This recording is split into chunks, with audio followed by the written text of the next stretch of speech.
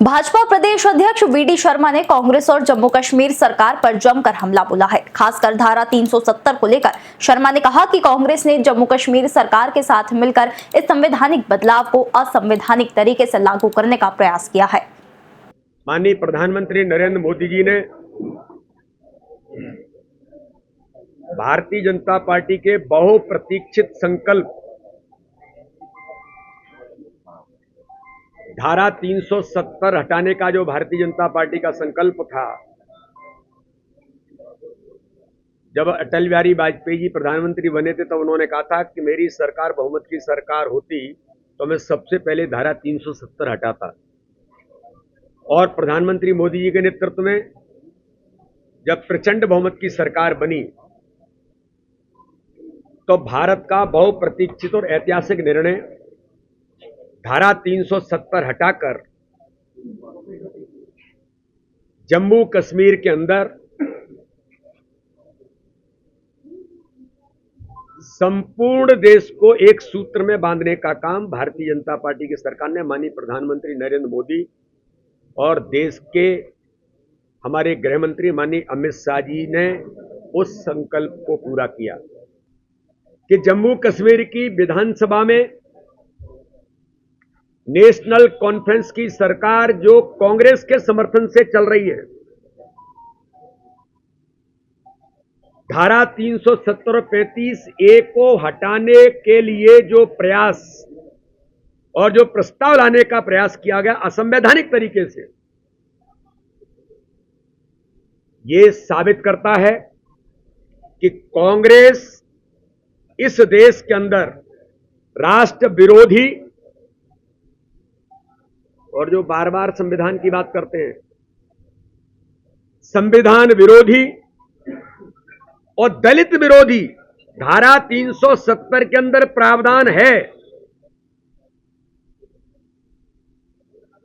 कि अगर कोई सफाई कर्मी अनुसूचित जाति का भाई वहां है तो जिंदगी भर सफाई कर्मी ही रहेगा।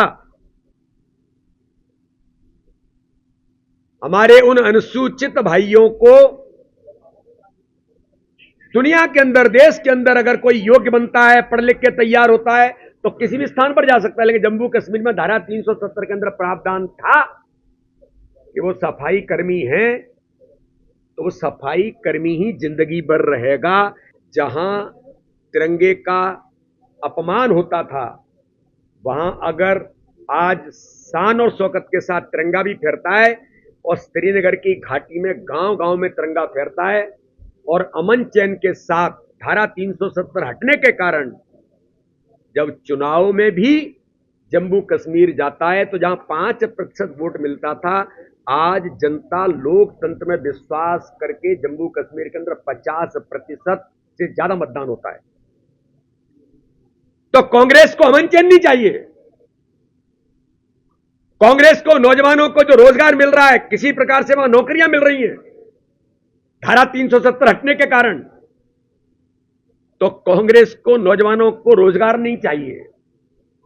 कांग्रेस को जम्मू कश्मीर के अंदर हमारे नौजवानों को नौकरी मिल रही है वो नहीं चाहिए। उनको तो केवल एक ही चाहिए, पत्थर लो और पत्थर पटको और भारत के खिलाफ बोलो,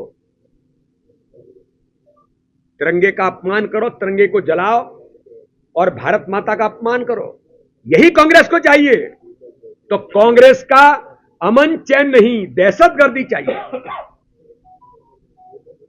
कश्मीर में युवाओं के हाथों में जिस प्रकार से आज जो वातावरण कश्मीर का बना है, उन युवाओं के साथ फिर कांग्रेस उसी पत्थरबाजी को ले जाने का प्रयास कर रही है। तो दिग्विजय सिंह पर प्रतिबंध तो जनता ही लगा चुकी है और जनता जिन्हें नकार चुकी हो तो घूमते रहे।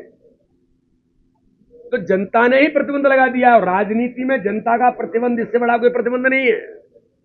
जनता ने प्रतिबंध लगा दिया। दिग्विजय सिंह खुद कह रहे थे मैं जाता हूं तो जनता वोट थोड़ी देती उल्टी काट देती है। तो दिग्विजय सिंह जी हों या बाकी लोग हों, और दिग्विजय सिंह के बारे में जो हमेशा से संस्कृति पर, सनातन पर, धर्म पर, देश पर आक्रमण करने का काम करते हैं, भारत को बदनाम करने में उनके नेता राहुल गांधी और दिग्विजय सिंह को जो आनंद आता है, तो ऐसे लोगों पर भारत के अंदर और मध्य प्रदेश के अंदर जनता ने ही प्रतिबंध लगा दिया। अरे भाई, अब कांग्रेस समोसे और कचौड़ी में ही लगी है। यहाँ हम तो धारा 370 जो देश की एकात्मता और अखंडता के लिए पाकिस्तान प्रेरित आतंकवाद को जो नेस्तनाबूद कर दिया था, उसे फिर लाने का कांग्रेस के समर्थन से नेशनल कॉन्फ्रेंस कर रही है। अरे अपन तो इसकी बात करें, ये कहां समोसे और कहां कचौड़ी, इसके बारे में ही कांग्रेस उलझी है। कांग्रेस को और कोई लेना देना नहीं है। इस प्रकार की घटनाएं, अब मैं उस पक्ष में नहीं जाना चाहता। गुंडिज्म करने का अधिकार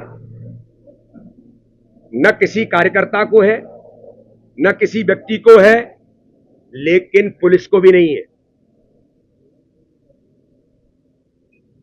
इसलिए किसी को रोक करके सामान्य किसी विद्यार्थी पर अगर पुलिस भी कोई इस प्रकार से बात करेगी तो वो भी नहीं चलेगा, और कोई कार्यकर्ता या कोई भी सामान्य व्यक्ति भी करेगा तो वो भी नहीं चलेगा।